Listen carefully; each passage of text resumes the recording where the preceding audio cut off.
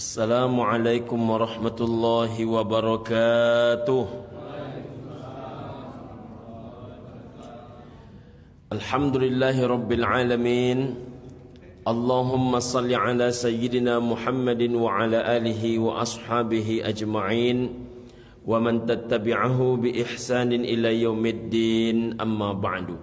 Seluruh pengurus Masjid Nurul Yakin rahimakumullah, ayah bunda orang tua kami, para tokoh masyarakat, alim ulama, cerdik dan pandai, imam masjid yang sama-sama kita muliakan, hadirin wal hadirat, wabil khusus termasuk jamaah yang sedang mendengarkan ceramah ini melalui media sosial yang disediakan oleh jamaah, oleh pengurus Masjid Nurul Yakin. Mudah-mudahan siapapun kita yang hari ini mendengarkan tausiah ini senantiasa dimuliakan oleh Allah Subhanahu wa taala. Amin ya rabbal alamin. Ibu dan bapak rahimakumullah, kita lanjutkan kaji kita. Pada malam hari ini kita akan mengkaji hadis yang kelima dalam bab seputar kematian. Hadis nomor urut 5, Nabi sallallahu alaihi wasallam bersabda, Bismillahirrahmanirrahim. La yatamanna yanna ahadukumul maut min durrin asabah. Janganlah, kata Nabi, kalian meminta-minta mati, mengingin-inginkan mati, merindu-rindukan mati, mengharap-harapkan mati. Karena beratnya kalian, kata Nabi, menghadapi musibah. Jadi dapat musibah lalu minta mati, tak sanggup menghadapi musibah lalu minta mati, terasa berat rasanya ujian yang dihadapi lalu minta mati. Apa kata Nabi sallallahu alaihi wasallam?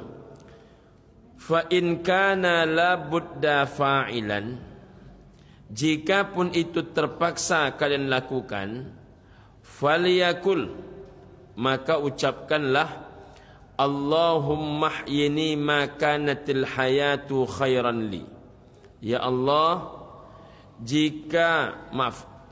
ya Allah, hidupkanlah aku selama hidup itu masih baik untukku, wa tawaffani idza kanatil wafah khairan li, dan matikanlah aku jika mati itu baik untukku.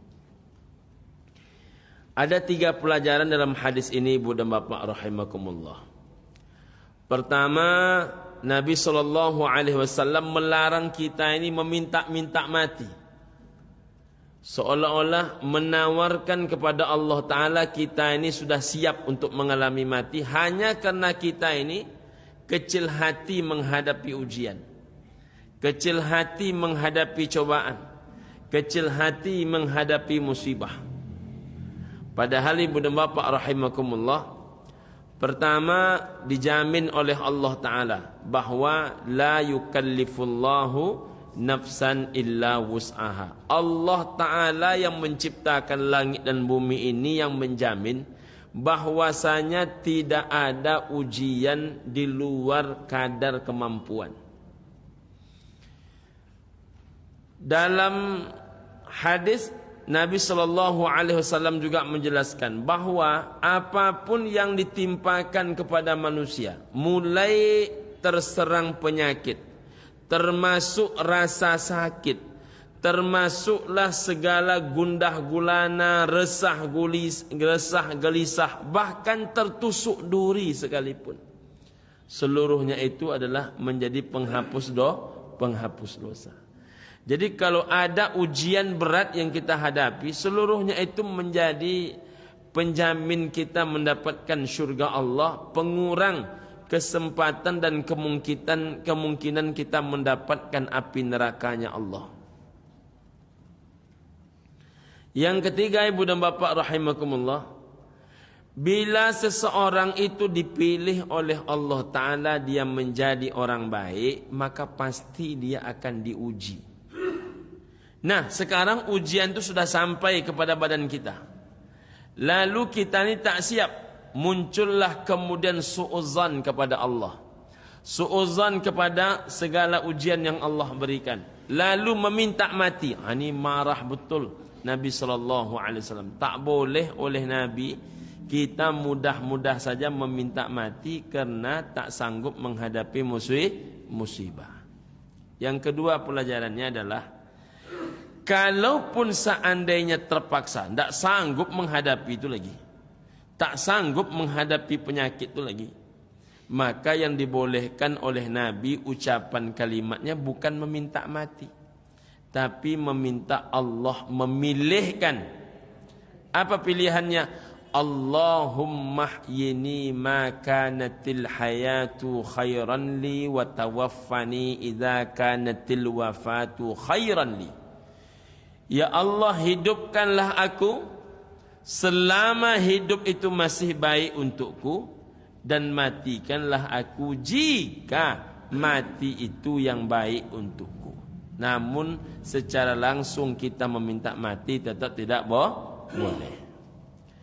Yang ketiga pelajarannya ibu dan bapa rahimakumullah, menariknya adalah, kalaupun terpaksa kalimat itu kita ucapkan, rupanya kalimat untuk hidup itu berbeda dibandingkan dengan kalimat untuk mati.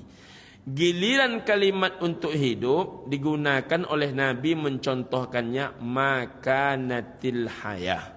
Sedangkan untuk mati idza kanatil wafah. Apa bedanya? Kalau makanatil hayah, selama hidup itu masih baik, hidupkanlah aku. Sedangkan untuk mati idza kanatil wafah, jika mati itu yang baik, maka matikanlah aku. Tentu lebih utama mendahulukan hidup dibanding mati. Itu harus dipahami oleh seluruh orang beriman. Itu hadis riwayat Imam Al-Bukhari. Hadis yang keenam,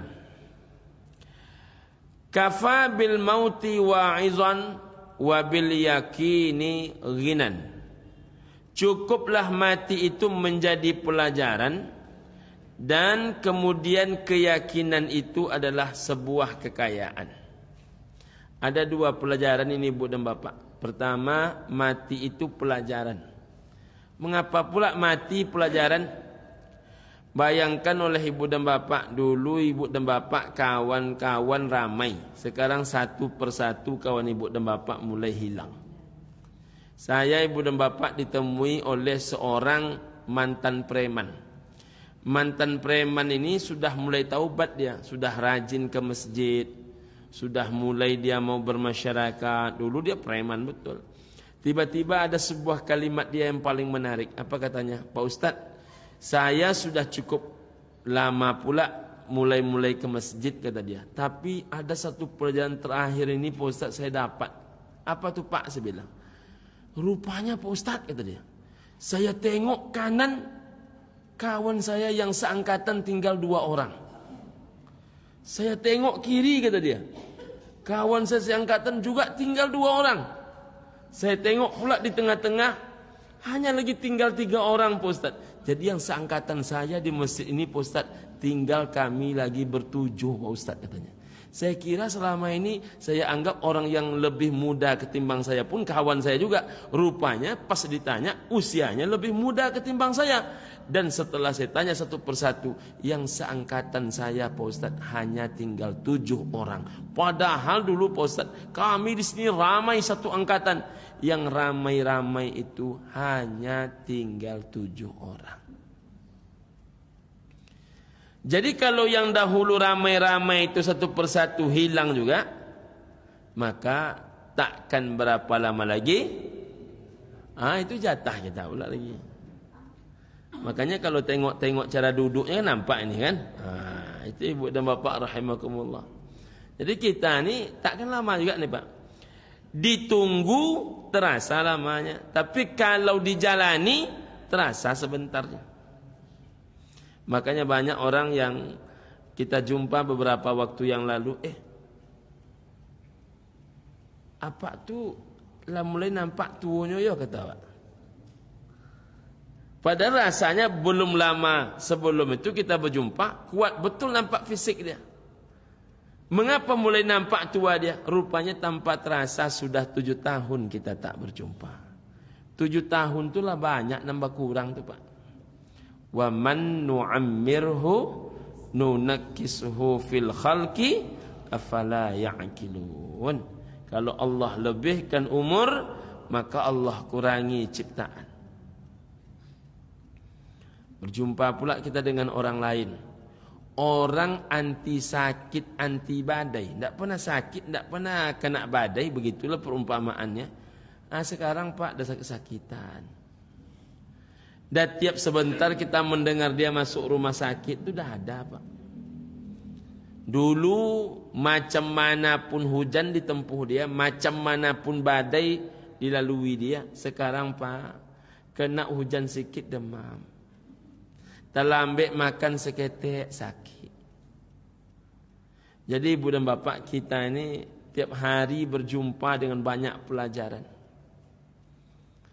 Kalau kita ke rumah ayahanda dan ibundanya Ustaz Haji Marhalim, di depan rumah beliau itu ada masjid. Saya diundang ceramah ke sana ibu dan bapak. Menjelang kita ke masjid, di depan rumah orang tua Ustaz Haji Marhalim itu sebelah kanan dan kirinya kuburan.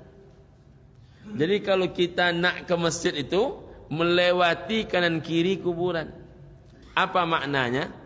Kalau kalian tak sampai ke masjid ini, maka kalian pasti lambat laun sampai ke kuburan. Jadi banyak pelajaran ibu dan bapak rahimakumullah. Saya 2 tahun tak masuk ceramah ke Masjid Al-Ikhlas Simpang 3. Saya tanya beberapa malam yang lalu, si Anu mana sekarang? Udah wafat Pak Ustaz. Si Anu, hari ini dia wafat Pak Ustaz. Jadi ibu dan bapak, jangankan setahun 2 tahun kita tak berjumpa orang. Kadang sekian pekan saja kita tak berjumpa orang, dah banyak berita-berita baru. Tanpa terasa ibu dan bapak. Dan di badan kita ini ibu dan bapak banyak yang sudah mati. Di badan kita yang hidup nih banyak yang sudah mati.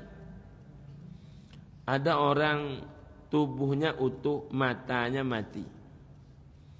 Kalau ndak mengecek orang ndak tahunya siapa nanti tiba. Jadi kalau mata tak buka, tapi kalau ndak baswaro orang ndak tahunya siapa nanti tiba. Berarti orangnya hidup, matanya mati. Ada pula ibu dan bapak rahimakumullah, laki bini bacokak gara-gara talingo. Kata lakinya bininya pakak. Kata bininya suara lakinya ketek bana. Allah bacokak. Saya ibu dan bapak hari ini beraya saya ini kan. Itulah salah satu bahan ceramah saya hari ini. Kami di rumah ini Pak Ustadz katanya. Kadang saya memanggil di sini tidak terdengar sama istri. Rumah H besarnya H kata dia.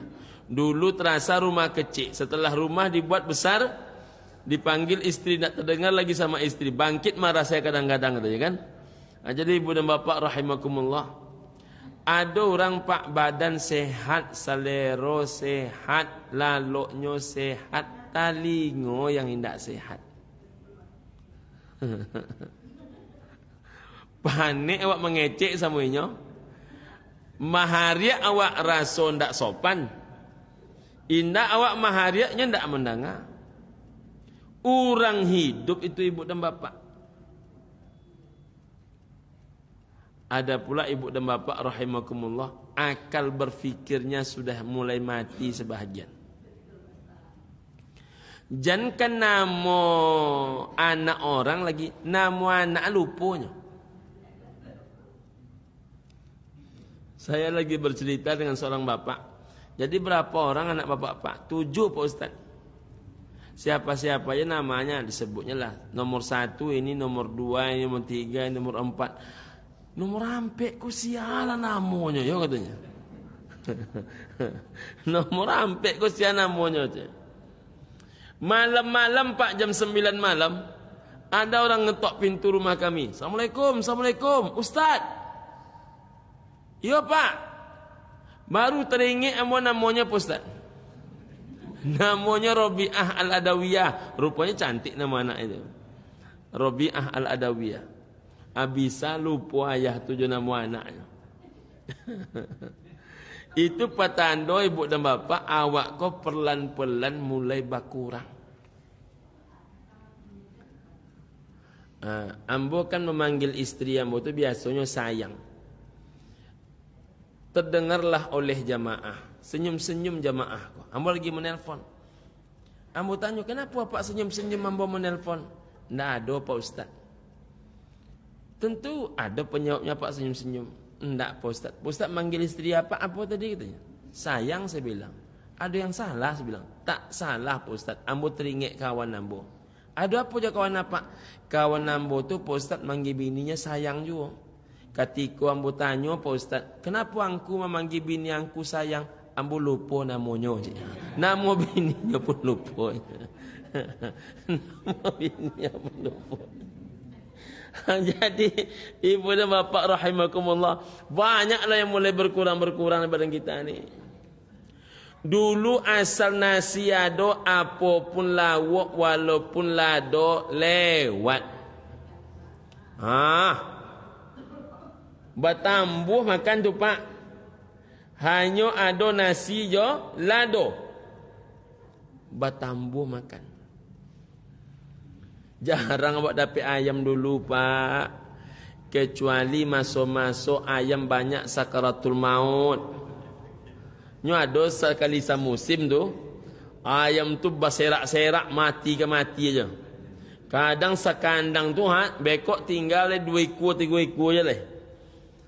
Tu masuk itu baru awak makan ayam tu.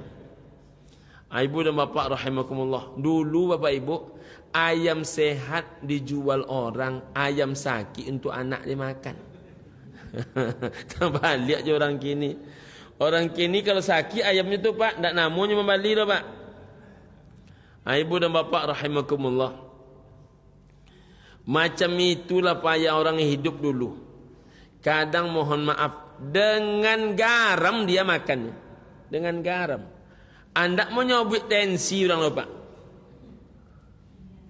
Ya nampak. Tak menyebut tensi orang. Sekarang aja orang kena kata-kata tensi. Jangan banyak-banyak makan garam kata dia. Nak tensi nanti kata dia. Sebetulnya apa yang terjadi? Badan kita ini sudah mulai pelan tapi pasti mengenal kata mati. Lah mulai mati, ketahanan fisik tu melawan garam, melawan gula, melawan minyak. Dulu Pak, kalau ndak mani teh tu ndak teh namanya. Betul tak Bang? Dulu kalau ndak mani teh tu ndak teh namanya tu. Marah mak kita kalau ndak manis teh tu.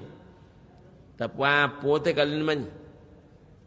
Abongi kalau ndak mani teh. Kini Pak tamani teh Pak, gaman awak. Apa tu artinya? Gaman itu kan diakibatkan oleh badan kita ni sudah mulai menolak dia. Dulu Pak ayam enak betul rasanya, betul tak?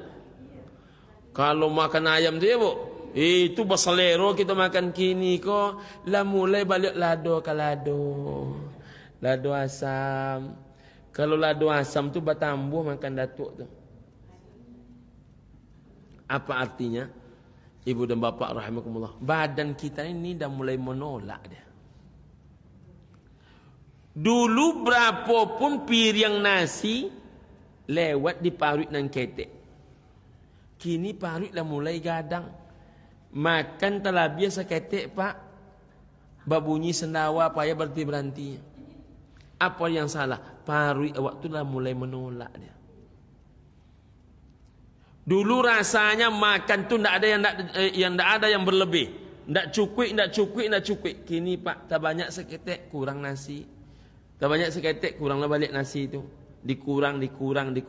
Kalaulah sampai ibu dan bapak ke tahapan itu pertandalah mulai cik ada yang mati. Apa bukan menakik-nakik ti Bapak Ibu rahimakumullah ya. Tapi kalaulah mulai sampai wak ke tingkat itu pertanda di badan kita ni sudah mulai ada yang mati. Begitu juga dengan rambut. Dulu mana pernah kita mengenal istilah rambut rontok? Mana kita mengenal istilah ibu dan bapak rahimakumullah gigi rontok? Kini pelan-pelan rambut dah mulai memutih, sudah mulai rontok, gigi pun sudah mulai rontok. Digigit dulu tulang pak. Orang menggigit tulang ayam kampung. Jo gigi. Yang pacah tu tulang ayam. Kini ayam beras pak. Ayam putih digigit orang tulang lunak tulangnya. Badarak juga. Giginya nak tulang ayam kau nak babar. Kok bisa berubah dia Pak Ustaz? Itulah pertanda di badan kita ni sudah mulai banyak yang mati.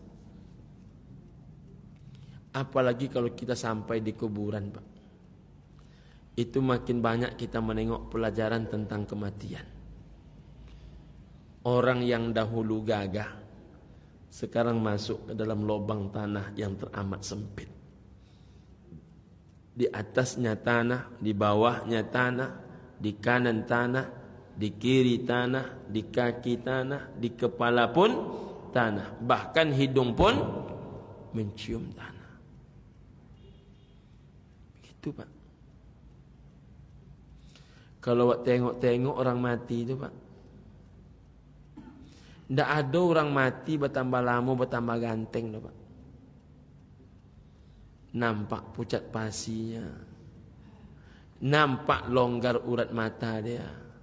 Nampak kadang-kadang mata terbuka tapi tak bisa melihat dia. Tidak ada Pak. Orang menyebut kalau berjumpa jo awak ketika masih sehat dan kalau berjumpa jo angkungku bertambah selera makan ambo je. Itu ada ketika orang hidup. Kalau orang mati Pak tak ada orang pernah menyebut orang ambo kalau kurang-kurang selera makan posnya ambo tengok orang mati. Nak ada tu Pak. Hilang selera makan awak kadang menengok orang mati. Itu pelajaran. Artinya apa? Hari ini mereka sehat, suatu saat mereka tiada. Hari ini mereka kuat, suatu saat mereka lemah. Hari ini kita yang memandikan orang, suatu saat kita yang dimandikan orang. Kalau hari ini kita yang menguburkan orang, suatu saat kita yang akan digotong orang.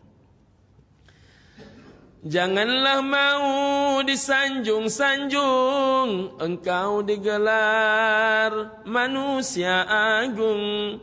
Janganlah mau disanjung-sanjung, engkau digelar manusia agung. Sadarlah diri, tahu diuntung, sebelum masa keranda diusung.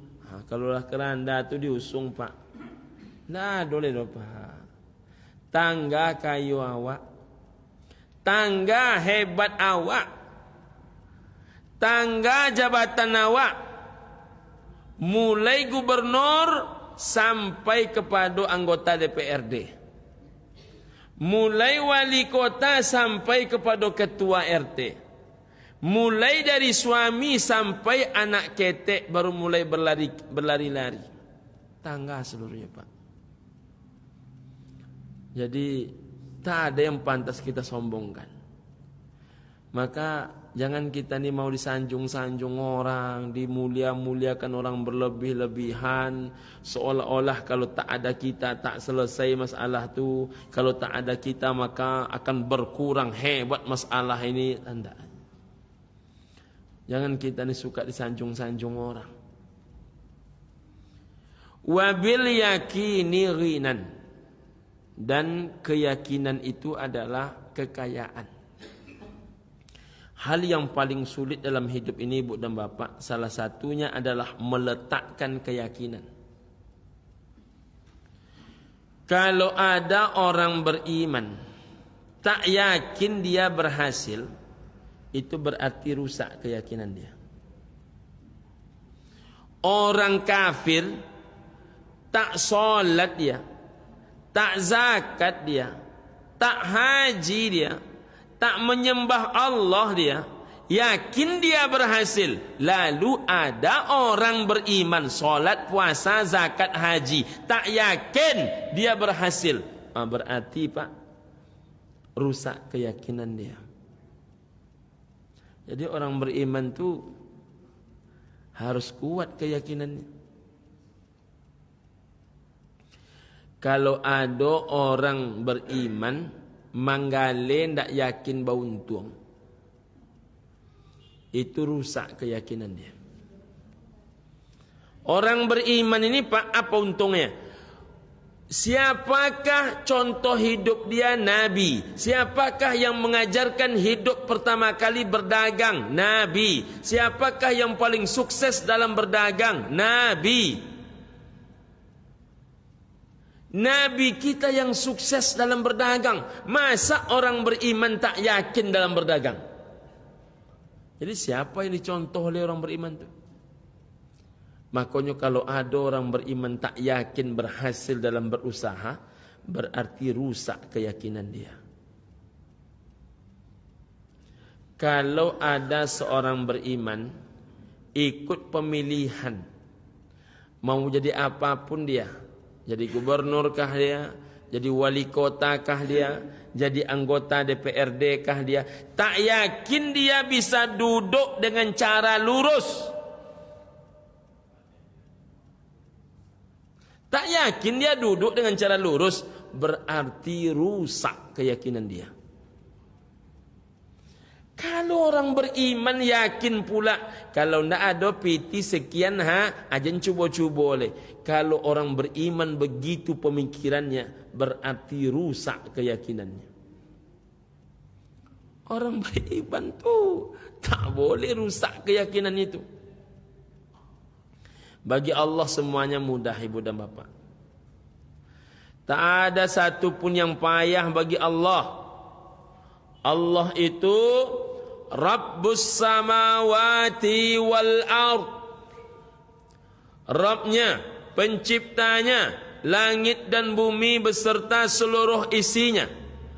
A'lamu ghaibas samawati wal ard.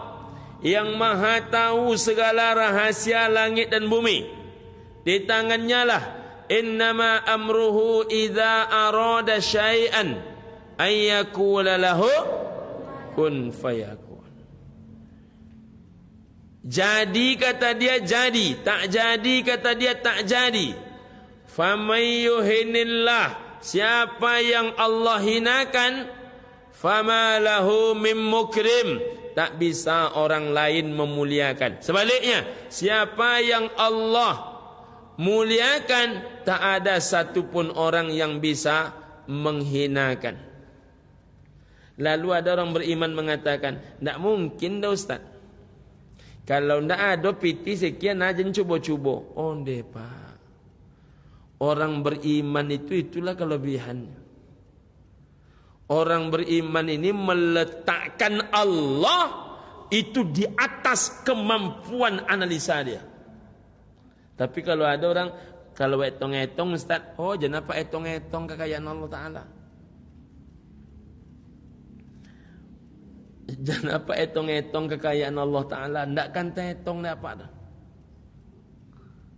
Makanya saya pernah menulis di Facebook, bukan harapan yang kebesaran, tapi doa yang kerendahan. Saya tulis di Facebook, bukan harapan yang kebesaran, tapi doa yang kerendahan. Dalam hidup ini kan banyak orang tak yakin dia mampu. Allah saja pemilik langit dan bumi ini menjamin kalau kita orang beriman itu berbeda dengan orang lain. Namun ada juga orang beriman ragu dengan kemampuan dia yang sudah pasti dibantu oleh Allah Ta'ala. Yang penting itu lurus. Yang penting alif cie ba cie ta cie, alif lurui ba bana ta tarui. Selagi lurui selagi bana tarawih. Jangan terlalu banyak kita memikir kanan kiri, kanan kiri, kanan kiri. Oh, kalau kece uang kan awak doang kan Pak Ponyong. Kalau kata orang yang akan kita dengarkan Pak, Masya Allah, jangankan yang buruk Bapak buat Pak, yang baik Bapak buat. Pengajian ini dimulai lebih awal. Di tempat lain belum mulai pengajian. Di Nurul Yakin mulai pengajian. Banyak juga orang tu bertanya, Pak, apalagi kalau ndak buat-buat pengajian. Hidup ini biasa itu nilai menilai itu kerjaan manusia. Namanya saja menilai. Orang menilai itu niom bercakap apapun bisa. Namanya uang bercakap, niom mengecek apapun bisa. Jadi ibu dan bapa rahimakumullah, hidup ni jagalah ketaatan kita kepada Allah, jagalah solat kita kepada Allah, jagalah segala kepribadian kita terhadap makhluknya Allah, maka selebihnya Allah yang mencukupkan kepada kita. Hasbunallah wa ni'mal wakil, ni'mal maula wa ni'man nasir, wala haula wala quwwata illa billahil aliyyil azim. Sudah sampai waktu Pak? Berapa menit lagi? 8 menit. Baik, kita lanjutkan. Hadis berikutnya. Mautul faj'ati rahatul lil mu'min wa akhzatu asafin lil fajir. Mati mendadak adalah suatu keberuntungan bagi orang beriman. Wa akhzatu asafin lil fajir. Mati mendadak itu adalah sebuah kerugian besar bagi setiap para pendurhaka. Apa makna hadis ni? Ibu dan bapak, kalau ada orang soleh ke masjidnya rajin, mulutnya terjaga, zikirnya banyak, puasa sunat Senin Kamisnya rutin, tiap malam dia bangun solat tahajud, paginya solat duha tak pernah tinggal, baca Qur'annya alhamdulillah paling tidak 1 hari 1 juz, lalu mati dia mendadak. Rahatul lil mu'min, itu mati keberuntungan. Mati sedang solat, ya Pak, mati sedang solat, mati sedang wirid pengajian, ya kan, bukan yang malam ini nih ya. Kapan-kapan ya kan, kapan-kapan. Mati sedang pengajian, mendengarkan ustaz ceramah, itu keberuntungan.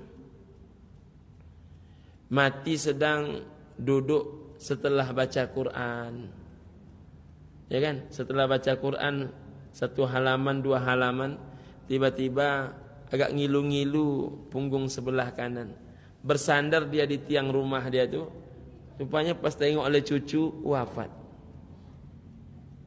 ya kan? Bahkan sedang mengimami salat berjamaah wafat, sedang menyampaikan khutbah Jumat wafat. Dulu di Labu Baru dalam keadaan sedang bertausiah, sedang tausiah, wafat.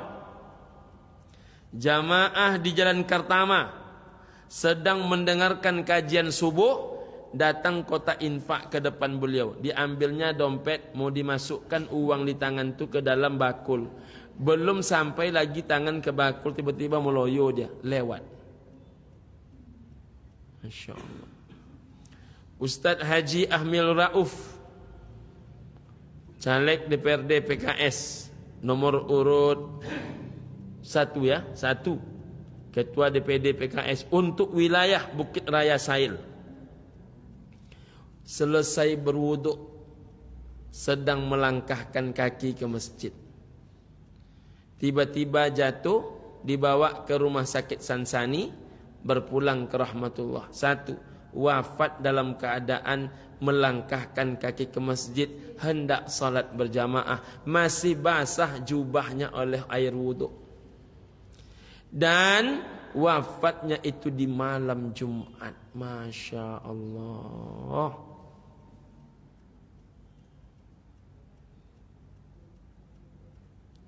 Jadi mati mendadak bagi orang beriman itu keberuntungan. Ya kan? Ada yang tiap pagi solat tahajud, dilarikan ke rumah sakit dalam keadaan tidak sadarkan diri. Sampai di rumah sakit itu sadar dia. Dok, kata dia, tunggu sebentar ya, jangan masuk dulu alat ke badan saya, kata dia. Kenapa begitu Pak Haji? Saya nak solat duha. Solat duha beliau dulu. Setelah selesai solat duha, Assalamualaikum, Assalamualaikum, terkulai, wafat. Itu luar biasa itu ibu dan bapak. Jadi kok dapet awak kau bang? Ya macam-macam ikut kau lah. Sedang-sedang tersandar di masjid dengan ceramah. Ya kan? Nak kan luar biasa. Bukan hari ini yang kita maksudkan ya. Tapi kapanpun masa itu, awak sedang macam ikut gitu. Sedang mendengar kaji, sedang baca Quran. Cubalah Pak Ibu bayangkan, awak menghadap kepada Allah Ta'ala dalam keadaan sedang beribadah kepada Allah Ta'ala. Berapa banyak kata abang orang di Sail kau yang bolak-balik saja. Di Tenayan Raya kau orang hanya bolak-balik saja. Tapi ibu dan bapak duduk di masjid dengarkan pengajian. Saat itu pula dicabut nyawanya oleh malaikat Israel, dibawa menghadap kepada Allah. Masya Allah. Tapi mati mendadak bagi orang durhaka itu adalah sebuah kecelakaan, kerugian besar. Sedang berjudi, mati. Sedang berbuat maksiat, mati. Sedang mengutuk keputusan Allah Ta'ala, dikutuknya keputusan Allah Ta'ala, mati. Sedang berjanji tak akan pernah ke masjid lagi. Inyoko dulu termasuk orang yang didangakan orang di masjid. Rupa tak dipakai jadi pengurus masjid lah. Bukan orang tak sayang, tapi regenerasi. Apa kata dia? Selagi masih orang tu jadi pengurus masjid, nakkan nambah tampuh masjid tu lah. Mati saat itu. Na'udzubillahi min dhalik. Sedang berang kabini, mati. Beruntunglah apa-apa yang nampak di Amboko kan tak ada yang pemberang-pemberang kabini tu kan. Sayangnya nampaknya kan alhamdulillah lah. Sedang melawan kelaki. Oh ibu-ibu.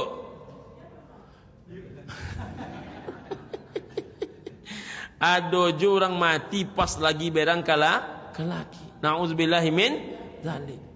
Sedang membentak orang tua mati. Allah ya Rabb. Na'udzubillahi min dzalik. Jadi kita ni meminta kepada Allah Ta'ala Pak.